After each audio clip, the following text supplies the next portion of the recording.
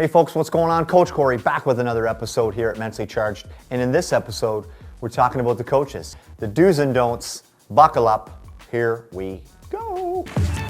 I am the personal trainer for your mind. Steps out, hit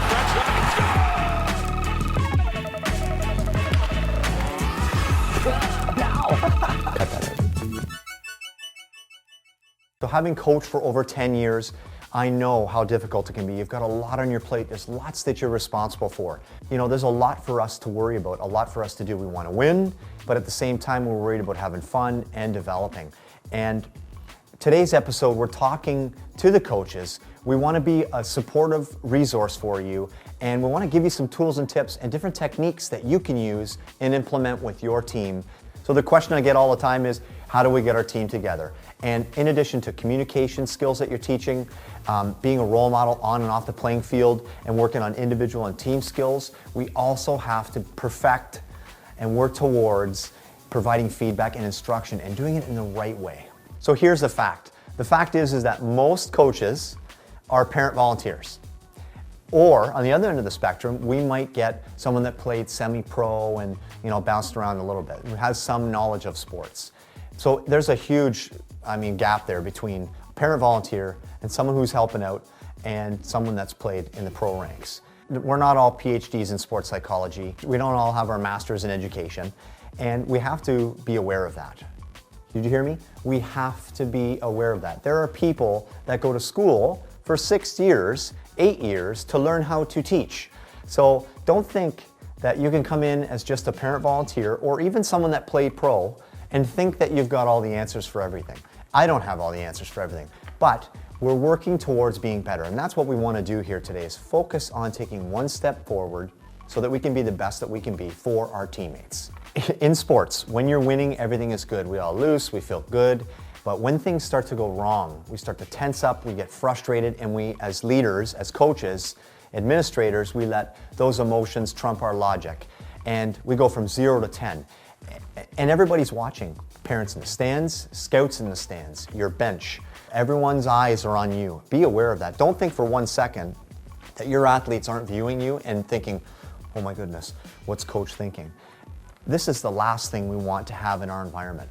When coaches lose their mind and when they feel frustrated, it's not a good feeling. It's a poor state of mind. And what coaches do, sometimes they tend to unleash on their team, not because they think that's a good thing for the team, but subconsciously, they want to get rid of the feelings that they're having. They want to feel better. They want that relief. So they start blasting people on the bench. All that teaches the athlete is fear and aggression. And that's the last thing you want your athlete feeling, because they're going to tense up and they're going to think to themselves, I don't want any part of this play right now. I don't want to make a mistake. I don't want the coach to scream at me. And this is my body language is showing right now. You just get tense. No good for athletes, because we want them to attain peak performance. We want them to hit that zone.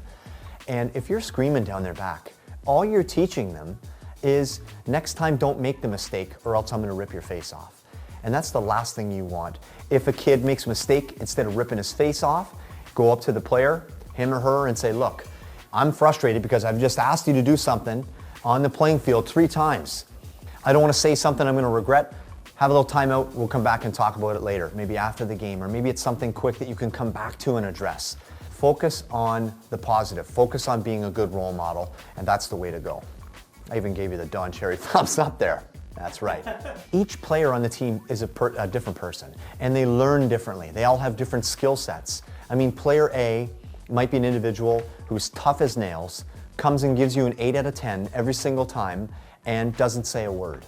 And you value that as something higher than another individual who maybe needs a little bit more hand-holding. Maybe that individual gets anxious before games and stressed and frets a lot.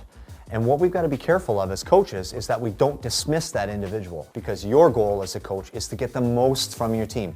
You want to win, you want to have fun and develop, then look at every single individual as different, because they are all different. So what are the solutions here? We're talking a lot about the don'ts of coaching, and we want to address and leave you today with some positives, some takeaways from this video. 1, be consistent, no matter what you do across the board.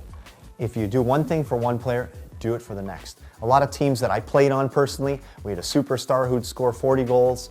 but he'd be a minus 35 and would get tons of penalties. But we're just going to let that slide because he scores a ton of goals.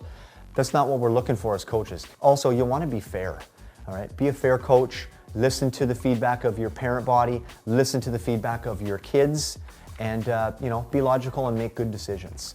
And last, be firm. Like I mentioned earlier, it's okay to show emotion as long as we verbalize that properly with our athletes. Hey, I'm cheesed. I'm going to lose it. I'm going to say something I don't want to say. I'll come back to you. I will come back to you, I promise. I need to chill. You're not doing what I'm asking of you. You need a timeout as well. We'll come back and do this. Thanks, everybody. That does it for this episode. Just giving you another perspective, something to think about, as well as some takeaways, some tips that you can implement into your game. I'm Coach Corey, once again, helping you live the charged life.